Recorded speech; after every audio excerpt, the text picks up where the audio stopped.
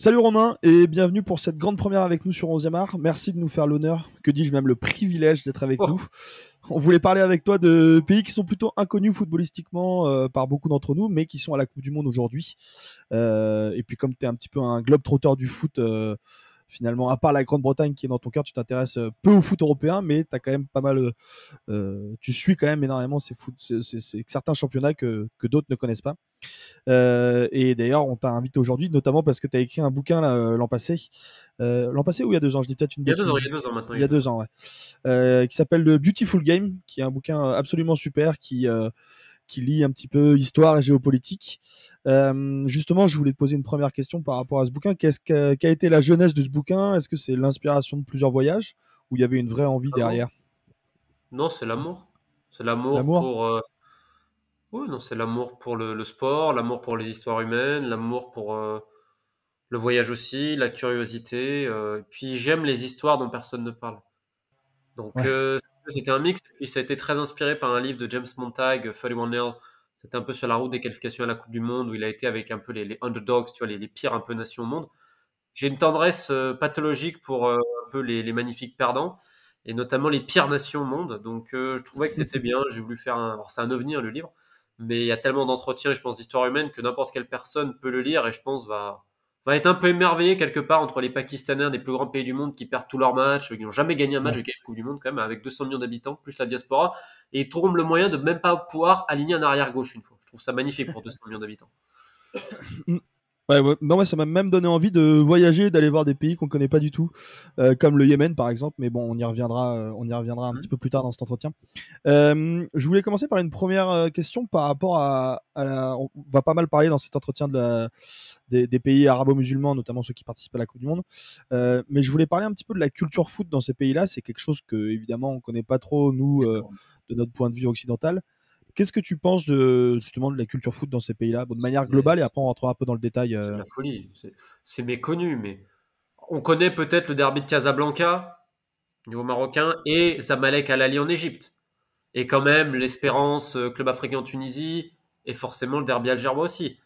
Mais en fait, on se rend pas compte à quel point le foot est imprégné dans la culture arabe, arabo-musulmane, parce que bon, il y a aussi la Perse musulmane qui est l'Iran, qui est un énorme pays de football. Mais moi, je prends l'exemple de l'Irak. Mais c'est n'importe quoi. C'est-à-dire que tous les strates de la société irakienne sont à un moment donné impliqués d'une manière ou d'une autre par le football. Tu as une imbrication foot politique et c'est tellement populaire, c'est une frénésie. Je vais donner un exemple tout bête, mais à Bassora, qui est la grande ville du sud de l'Irak, la grande ville pétrolière, il y a un Français qui a joué là il y a une dizaine d'années, qui s'appelle Claude Niakpa. Et il m'expliquait que pour le derby, les mecs, 3-4 heures avant, ils étaient déjà dans le stade, c'était déjà plein. Et ils ont fait un match, lui jouait à Almina, ils ont perdu, je crois, 4-3. Il me dit, mais pendant une semaine, on pouvait plus sortir en ville. C'était, ah, mais ceux qui ont perdu, etc. C'est un tel impact, mais il me dit, t'étais choyé. Lui, par exemple, quand il allait à Bagdad, il me dit, je payais jamais rien. Les mecs, ils me reconnaissaient, ils me disaient, non, mais toi, tu payes pas. Tu vas à mon hammam gratuit. Il me dit, j'étais avec mon coiffeur, on jouait au domino dans les rues de Bagdad. Un mec me reconnaît, viens dans mon hammam, viens manger la glace, etc. Parce que c'est un joueur de foot, en plus, étranger. T'as une passion exceptionnelle.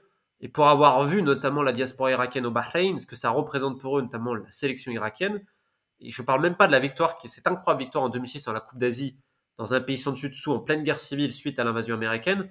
Quand ils vont gagner Tu leur seule racontes Coupe dans le d'Asie, bouquin. ce que ça a représenté pour le pays, ça a été, mais c'est peut-être la plus belle histoire de sport du début de ce siècle. Et deuxièmement, l'impact que le foot a sur les gens. J'en parlais avec Farhat Talani, un journaliste franco-irakien qui a obtenu le prix Albert Londres pour le parfum d'Irak. Il me disait même dans les pires années de la guerre, tu avais des tags représentant le Real, le Barça, etc. sur les murs de Bagdad. Quoi. C'est la trêve, c'était presque les matchs de foot de l'équipe nationale. Donc, pour imaginer ce que ça représente. Pourquoi tu penses qu'on n'en entend pas du tout parler Alors, évidemment, je te parle pas de médias généralistes en France, mais il y a quand même pas mal de médias spécialisés. Et pourtant, toi et moi qui suivons quand même énormément plein de médias à gauche à droite, on n'en parle absolument jamais de la culture foot dans ces pays-là. Regarde la culture basket en Syrie et au Liban. Alors attention, la Syrie c'est plus foot que basket, mais l'ambiance pour l'équipe nationale de basket c'est un délire. D'ailleurs c'est très drôle parce qu'ils ont un Américain naturalisé, j'ai toujours trouvé ça très, très drôle politiquement. Mais bon, ils avaient un coach canadien, enfin c'était assez marrant. Bah écoute, c'est loin aussi, parce qu'on oublie pas, on oublierait, mais alors l'Asie du Sud-Est et l'Asie mineure, quand l'équipe nationale joue, mais en Ouzbékistan, mais le stade il est rempli des heures à l'avance. Je te parle même pas des ambiances en Asie du Sud-Est. Par exemple, tu prends le Cambodge, j'en ai longuement parlé dans le Beautiful Game. Ils sont pas très doués en plus. Hein. Mais Phnom Penh, le stade, là où le général de Gaulle avait fait d'ailleurs le grand discours de Phnom Penh, comme on l'appelait, mais le stade, il est rempli, il pleut des cordes. Des fois, je regardais sur des streamings, et pourtant, je peux t'assurer, et j'ai énormément d'amour pour le Cambodge. Hein. Mais alors, l'équipe nationale, des fois, c'est compliqué quand même. Hein. Donc, tu vois une équipe qui est peut-être 180e au classement FIFA, 160e, et c'est toujours rempli, même s'ils prennent des branlées. Donc, en fait, il n'y a pas que l'Amérique latine, qui est évidemment une terre de foot exceptionnelle en termes de frénésie. Dans la Caraïbe aussi, on oublie Haïti. Haïti, quand l'équipe nationale joue, c'est un délire. C'est un délire. Bah, parce que peut-être on a un point de vue très européano-centré et après on va se focaliser sur les grands pays. C'est normal, on peut pas parler de tout le monde. Mais quand tu prends dans certaines zones en Asie, c'est un délire. Tout le monde arabe quasiment, c'est fou. Peut-être un peu moins le Liban sur le foot, peut-être un peu moins le Liban, allez. Et évidemment également dans la Caraïbe, c'est exceptionnel. Si on parle un peu de la Coupe du Monde, c'est quoi toi ton rapport à cette compétition-là? T'arrives à te mettre un peu dedans ou il y a un Non, espèce je de m'en fous. déni complet? Non, Complètement? je m'en fous. Je t'ai vu Non, en parler fait, à si tu veux, télé. je vais regarder quand je connais des gars. Tu vois, je connais des gars qui jouent en Tunisie, en Iran, donc j'ai regardé l'Iran et la Tunisie parce que je connais des mecs. Je voulais regarder l'Arabie Saoudite parce que je connais un peu le staff et j'étais là lors du premier match de Renard face au Yémen d'ailleurs en 2019. Donc ça m'intéresse. L'Uruguay va m'intéresser parce que je connais des mecs et c'est un pays voilà que j'apprécie particulièrement. Mais sinon, putain, je m'intéresse un peu à l'Amérique latine, un peu Moyen-Orient. J'aime bien la zone Asie aussi, des mecs aussi en Afrique, mais bah je préfère. Tu vois, hier j'avais entraînement de basket, je suis allé. Hein, ce soir j'ai match. Si tu me donnes à choisir en entraînement et regarder un match de la Coupe du Monde, le choix il est vite fait. Hein. Même pas. Très Non, bien. mais voilà. Moi, ce qui m'intéresse, c'est les préliminaires de Coupe du Monde. Parce que t'as pas de barrière, t'as pas, tu vois, tu peux aller voir les mecs, tu peux encore faire de l'humain, quoi. Parce que là, tout est calculé, tout, tu vois, moi, honnêtement, ça me passe au-dessus. Quoi. Ouais, je comprends. Bon, évidemment, cette Coupe du Monde, on va pas évidemment rentrer dans le détail, on va plus parler de la culture qu'il y a dans les pays qui y participent. Cette Coupe du Monde est évidemment géopolitique. Il y a la présence des deux meilleurs ennemis, le Qatar et l'Arabie Saoudite. Mais il y a un pays que tu connais bien et qui sert parfois de champ de bataille à ces deux pays-là, c'est le Yémen, sur lequel tu viens d'écrire un bouquin que je n'ai pas encore eu le temps de lire malheureusement, mais c'est dans ma to-do list. Pour une fois, on va faire une exception un peu dans notre émission. On va parler d'un pays qui n'est pas la Coupe du Monde. D'abord, est-ce que tu peux nous expliquer un peu ce que c'est que la vie au Yémen, qui est un pays très pauvre, et à lire ton bouquin, donc le Beautiful Game, j'ai pas encore lu le dernier, mais c'est aussi très différent de ses voisins saoudiens, qataris et émiratis en termes de culture. Est-ce que tu peux nous en parler un peu? C'est complètement différent. Bon, déjà, le Yémen, c'est le parent pauvre de la péninsule arabique. C'est quand même le seul pays de cette zone-là qui a un aussi faible niveau de développement et qui vit une guerre absolument terrible après un coup d'État en 2014-2015 qui s'est ensuite transformé en guerre régionale puis internationale, donc depuis plus de 7 ans maintenant. Sauf que le foot au Yémen est aussi une place privilégiée. Je vais donner deux exemples. En 2010, le Yémen accueille pour la première fois la Coupe du Golfe, alors que le Yémen n'est pas un membre des pays du Golfe. Ça s'appelle le Conseil de coopération du Golfe. On va dire, c'est un membre sur certains points, mais ils n'ont pas le statut honorifique. En 2010, on leur accueille quand même ça. Donc pour l'ancien président Ali Abdullah Saleh, ça faisait 32 ans qu'il était au pouvoir à cette époque, il était fortement contesté. Il y avait un mouvement séparatiste un peu au sud, il y avait les frères musulmans Al-Islah, ça grognait un petit peu, et dans le même temps, tu avais une réémergence d'Al-Qaïda suite à la fusion des branches saoudiennes et yéménites d'Al-Qaïda qu'on est ACPA. Parce que la branche saoudienne d'Al-Qaïda, après le 11 septembre et le travail de l'ancien héritier Mohamed Ben Naïef, avait quand même été pas mal éradiqué. Donc la plupart se sont réfugiés au Yémen, d'où le livre de Gregory Johnson, The Last Refuge, le dernier refuge d'Al-Qaïda, quelque part à un moment donné, c'était au Yémen. Et de 2008 à 2010, tu vas avoir des opérations majeures d'Al-Qaïda qui vont dépasser les frontières du Yémen, avec notamment une tentative d'assassinat sur le fameux Mohamed Ben Naïef, avec une bombe placée dans le rectum d'un mec. Et il faut imaginer que le conceptionnaire, le mec qui a fait la bombe, le bomb maker, comme on l'appelle, il l'a mis dans les fesses de son frère. Et c'est indétectable. Et ce mec-là, donc j'en parle dans ce livre que je viens de sortir là, qui mêle un peu tout, tu vois, et notamment c'est le terrorisme international. Ce mec-là, qui était un étudiant de chimie à l'université de Riyad, qui s'est réfugié au Yémen, c'était l'homme le plus dangereux du monde à un moment donné, considéré par les Américains. J'en ai parlé avec les mecs de l'antiterrorisme, l'ambassadeur nommé par Obama, par Bush, etc. Vas-y, tu voulais dire? Ce qui est dingue, c'est que là, tu vas nous parler de foot. Après avoir introduit tout Ouais, ça, là, tu tu vas vas nous voir. parler de foot. Mais tu vas comprendre pourquoi. Donc, il y a un avion entre Amsterdam et Détroit qui a fait péter aussi, le jour de Noël. Sauf qu'en fait, le mec avait cousu la bombe dans un slip. Et en fait, ça devait déclencher une réaction. Et en fait, il n'y a eu que quelques flammes à cause de la moisissure, parce que ça faisait 14 jours qu'il était parti du Yémen. Et les quelques flammes ont été éteintes par des passagers, notamment un réalisateur néerlandais qui a évité la catastrophe. Donc, c'est deux opérations d'énorme envergure qui datent de cette époque-là. Et là, tu te dis, mais comment ils vont organiser la Coupe du Golfe dans ces conditions? Et président du Yémen, très sûr de lui, qui se voyait en père de la nation, ne veut pas accueillir dans la capitale maîtrisée Sanaa. Les deux villes choisies, c'est Aden, là où tu as un mouvement séparatiste, et Zinjibar, dans la zone d'Abienne, là où c'est le fief d'Al-Qaïda. Donc là, tout le monde est en panique, tout le monde se dit c'est pas possible, etc. Et puis, miraculeusement, parce qu'au Yémen, tu as un ancien président qui a joué avec Al-Qaïda depuis 94 et les anciens moudjahidines de Ben Laden en Afghanistan qui ont été enrôlés par l'armée régulière pour botter un peu le cul des séparatistes du Sud. Je fais très simple. Donc il y a eu cette espèce de jeu de dupe entre Al-Qaïda, le gouvernement yéménite et la communauté internationale. Donc là, tout le monde panique. Et lors de la cérémonie d'ouverture, t'as quasiment aucun dirigeant qui vient parce que tous ils flippent.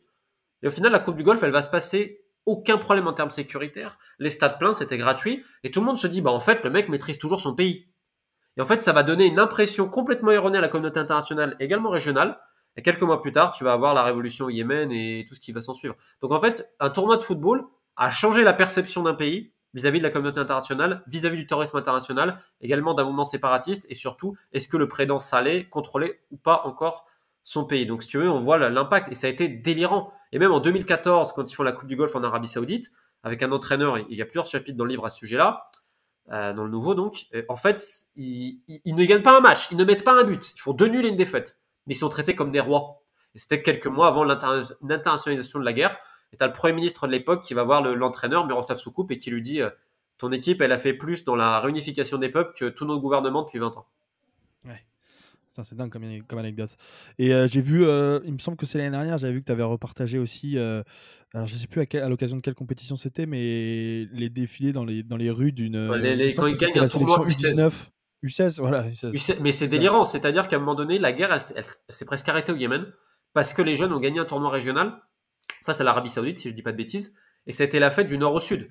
Mais faut voir, on avait posté des photos et des images et des vidéos, mais t'avais l'impression que c'était le défilé sur les Champs-Élysées en 98, hein, pour un tournoi régional de moins de 16 ans. Et ça a été, mais exceptionnel, et puis beaucoup se sont dit, mais en fait, pourquoi on se bat? Bon, ça se bat toujours, hein, mais Ouais, quelque ça se passe part, ça a été toujours. une trêve et une fierté. Très bien. Merci pour ce petit aparté sur le Yémen. Je voulais évidemment qu'on parle de la situation aussi au Qatar, puisqu'on parle beaucoup, enfin tu nous parles beaucoup aussi de culture foot là depuis le début et comme quoi les pays arabo-musulmans sont des vrais passionnés. Est-ce qu'il y a cette ferveur aussi comme ça au Qatar, qui est un pays beaucoup plus récent et donc forcément on se pose la question parce qu'on le voit aussi beaucoup moins en Coupe du Monde alors que par exemple l'Arabie Saoudite, l'Iran, c'est des pays qu'on voit régulièrement. On sait qu'il y Ouais. a vraiment une culture dans ces pays-là. Comment ça se passe au Qatar? Bah, le problème, c'est démographique, hein.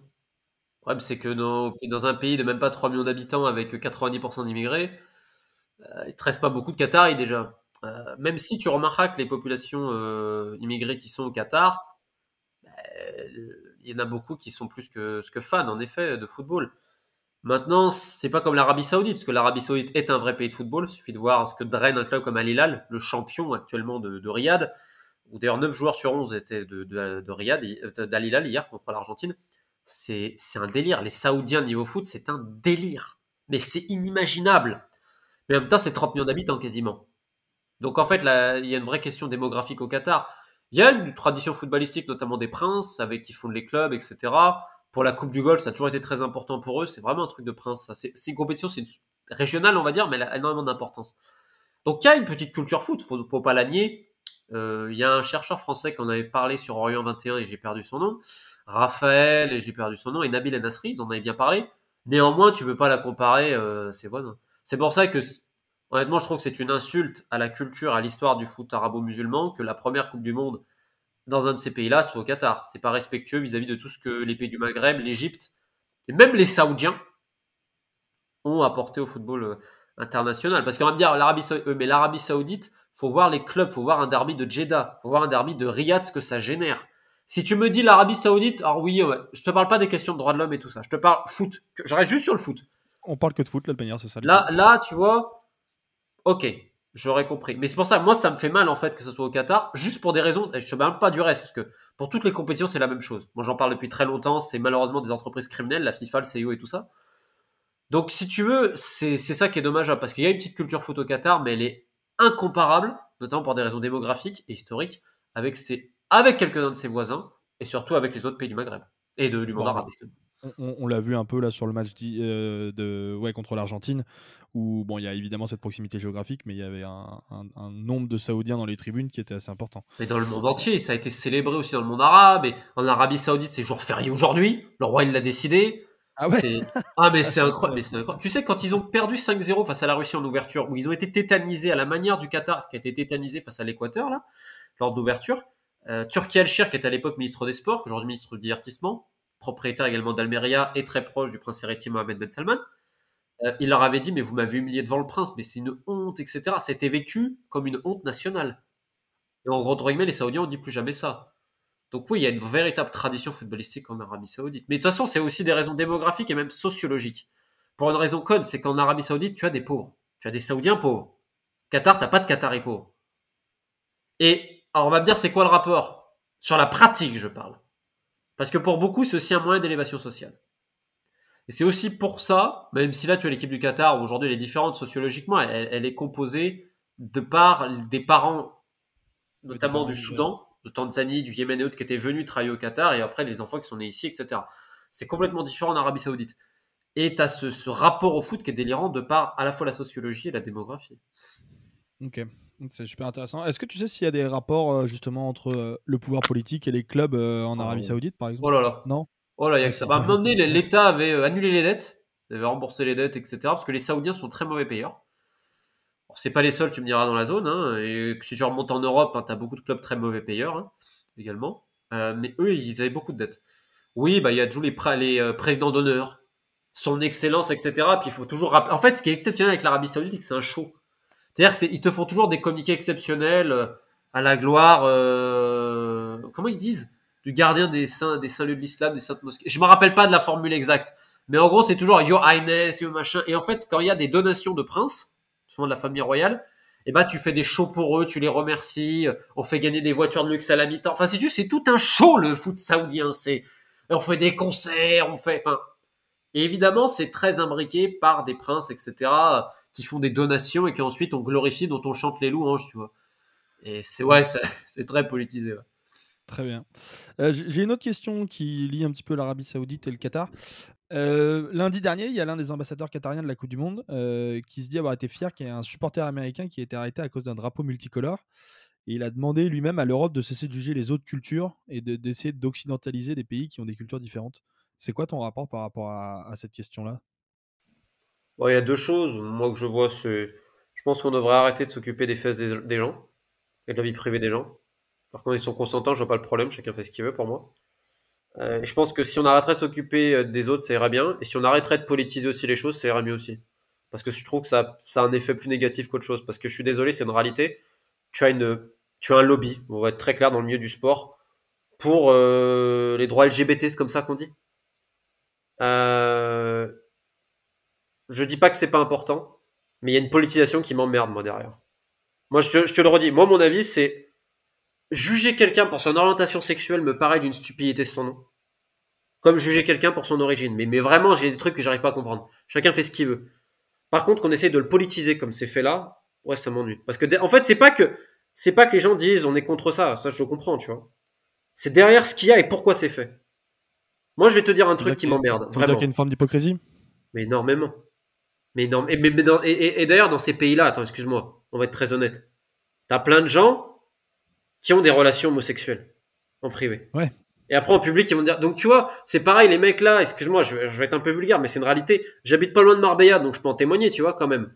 Faut voir ce que des mecs qataris et saoudiens se foutent dans la gueule, que ce soit en termes de drogue, d'alcool et de prostituées, et ensuite demander à leur population d'être chaste, etc. Tu vois, il y a une hypocrisie terrible à tous les niveaux. Moi, ce que j'aime pas, c'est quand on politise les choses. Moi, je te le dis, je pense qu'on devrait arrêter de s'occuper des autres. Et pour moi, c'est d'une stupidité sans nom que pour une orientation sexuelle, une origine, une religion, ce que tu veux, on juge quelqu'un. J'ai jamais compris, moi, le délire. Donc moi, je suis pas politisé et je veux pas rentrer là-dedans. Le seul point que je vais te dire, c'est que, putain, qu'est-ce que j'aimerais que la FIFA et tous les autres, ils mettent la même énergie sur contre la pédophilie. Putain, ça règle les problèmes, tu vois. Non, mais en fait, c'est ça, c'est d'un côté, il y a que ça, t'as l'impression. Ce qui va énerver d'autres personnes, et tu vois, je te dis, parce que ça politise, et au final, ça fait plus de mal que de bien. Et moi, je trouve ça dommage. Tu vois, au Et bout quand d'un moment. Je pense qu'il y a Infantino, des vraies causes. C'est une vraie cause. Il y a des gens qui sont vraiment touchés par ça et c'est scandaleux. Par contre, la manière dont c'est politisé, derrière, je trouve pas ça terrible, quoi. Et je te dis, moi, sur ce que je travaille, qui est la pédocriminalité en sport international, j'ai pas vu une organisation, j'ai pas vu une personne en parler. Donc il y a une espèce de deux poids deux mesures aussi qui me gêne énormément à ce niveau-là, tu vois. Ça c'est clair. Et du coup, quand Infantino dit faut arrêter que les Européens tentent d'imposer leur Mais culture dans lui, les pays ce mec-là, non, non, mais pas lui spécialement. Mais non, est-ce que lui, sur le fond, tu penses qu'il a ce raison? mec-là, ce mec-là, honnêtement, dont Ça, son c'est une organisation fin. qui protège les pédocriminels, des gens va le rappeler, la FIFA est un organisme qui protège des pédophiles.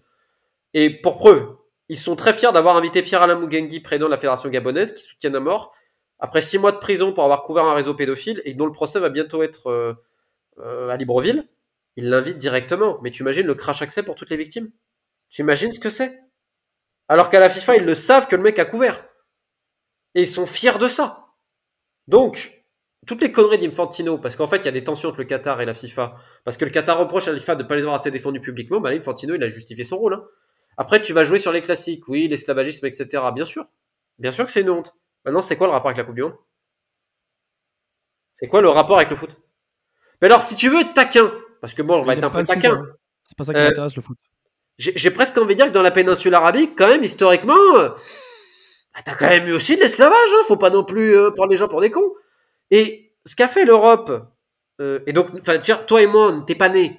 Donc je vois pas pourquoi on devrait porter le poids d'une culpabilité pour un truc qu'on n'a pas fait.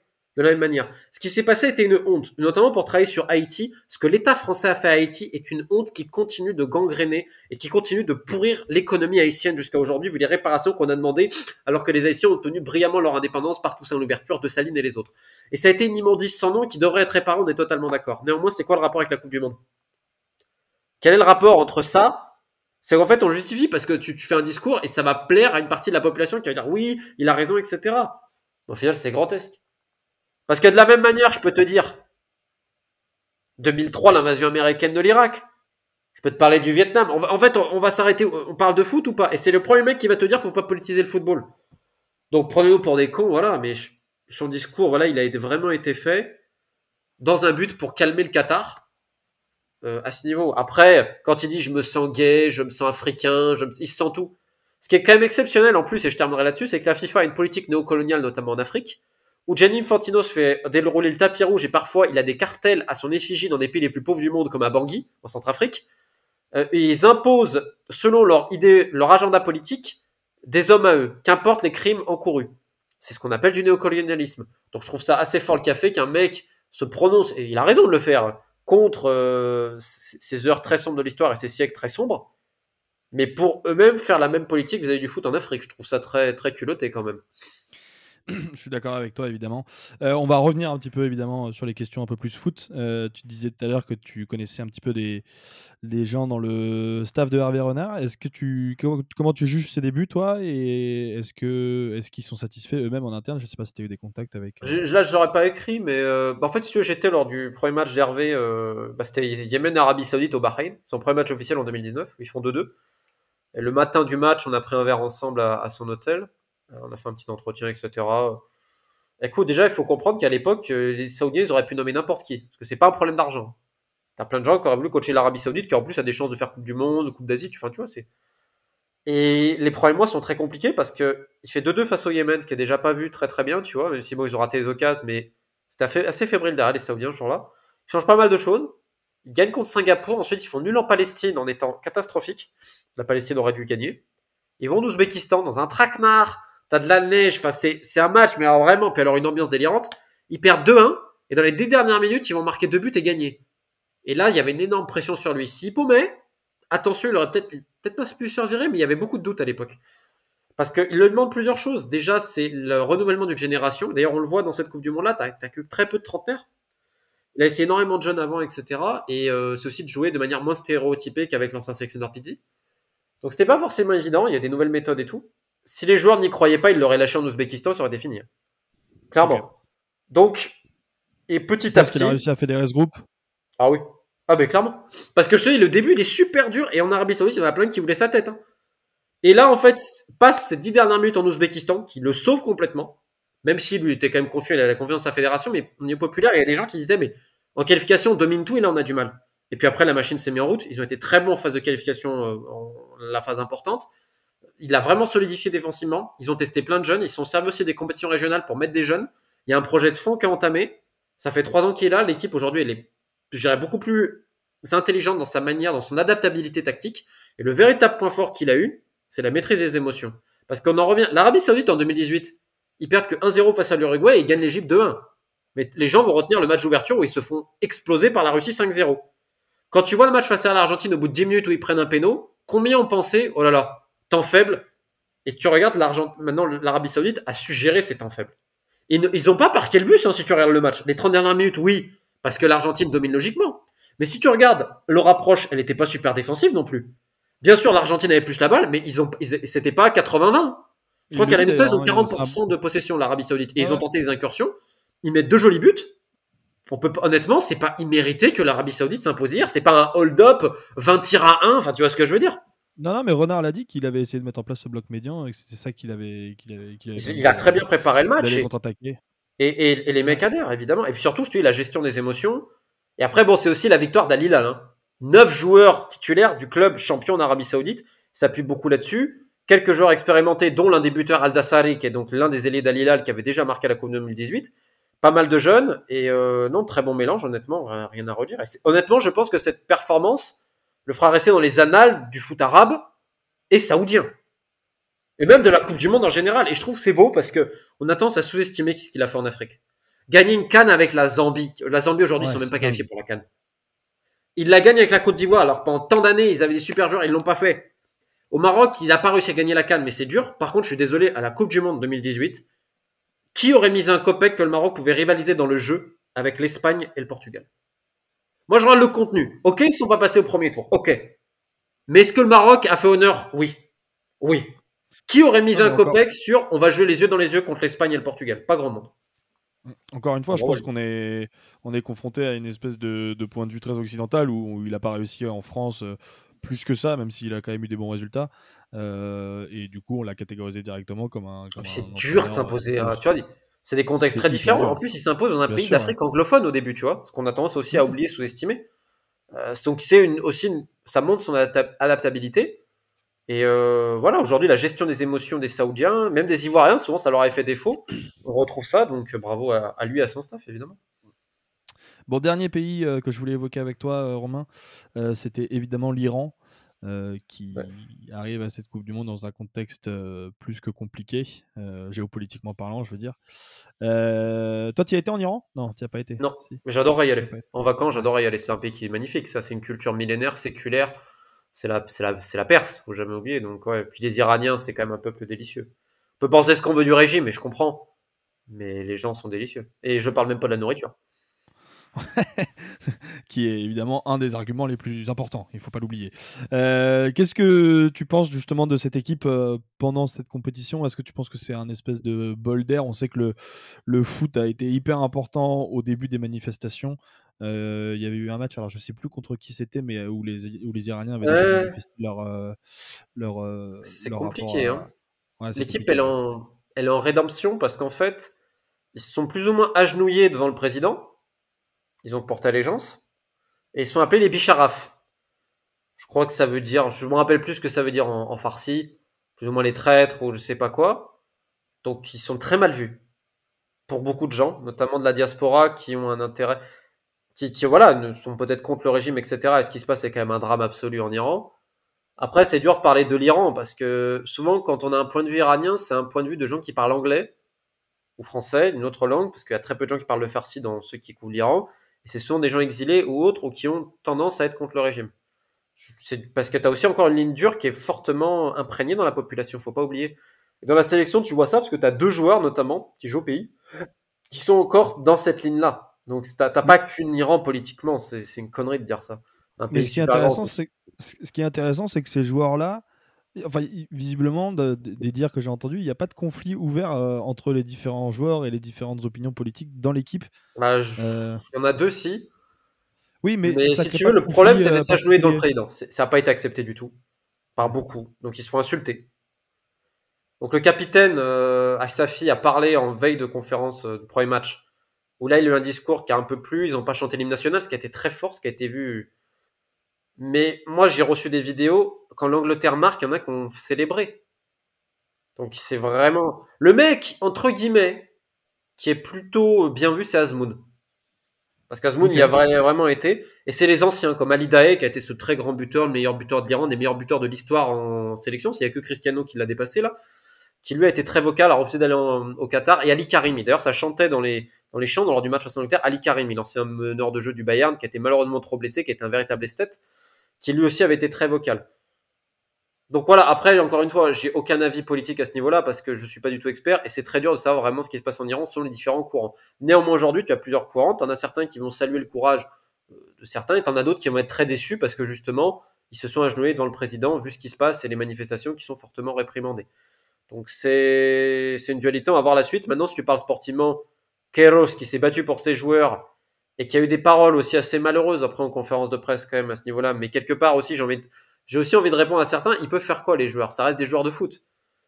Mais c'est la Coupe du Monde, tu vois, donc c'est aussi, est-ce que c'est à eux? Bon, c'est un autre débat, ça, j'ai pas envie d'aller plus loin là-dessus, c'est pas à moi de juger. Par contre, l'approche qu'il a de dire on nous en veut, Queiroz, c'est vraiment ça, c'est le monde nous en veut, etc. Ce qui, quelque part, un peu pour souder son groupe, il a refait appel à des anciens, etc., qu'il avait promu avant, quand il était ses 8 années en Perse. Ça a été un flop absolu, sa composition de départ, c'est un scandale.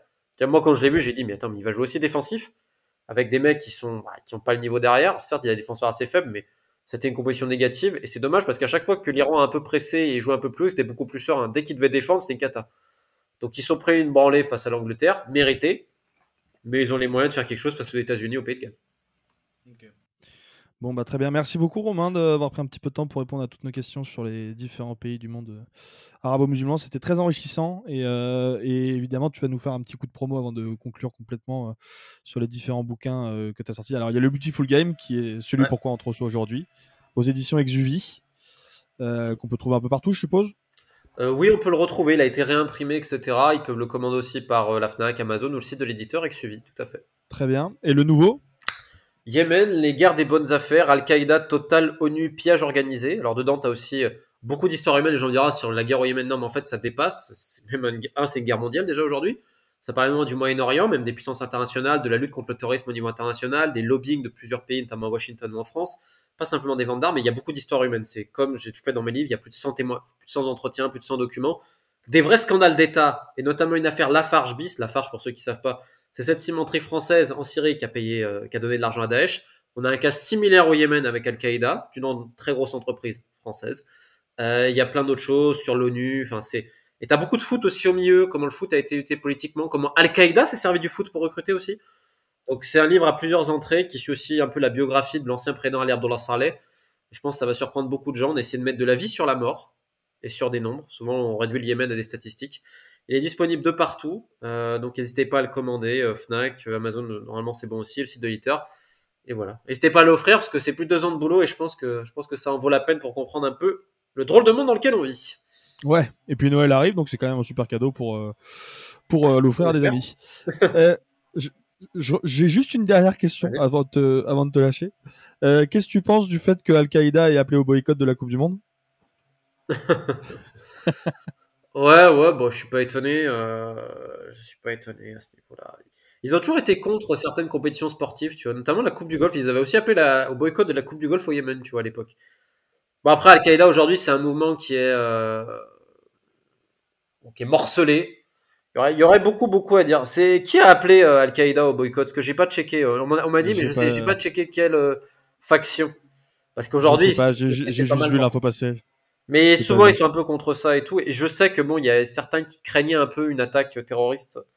Mais au Qatar, il n'y en a jamais vraiment eu. Donc, je pense que. Mais tu vois, ce qui est par contre une anecdote, t'as des responsables d'Al-Qaïda qui ont été des joueurs de foot.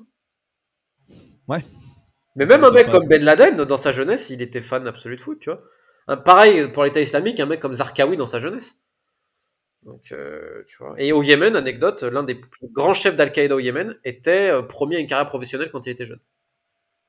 Comme Non, quoi, mais c'est aussi révélateur de cette culture foot qu'il y a dans des pays dont partout. nous on n'entend jamais parler. Et voilà, ça touche tout le monde, même Tous les parfois strates de la les pires société. personnes. Voilà, Exact. même parfois les pires personnes qui y soient. Merci Exact. beaucoup, Romain. C'était vraiment top de t'avoir avec nous. Et n'hésite pas si tu as envie de revenir parler avec nous, n'hésite pas. On sera évidemment très heureux de t'accueillir. Merci beaucoup.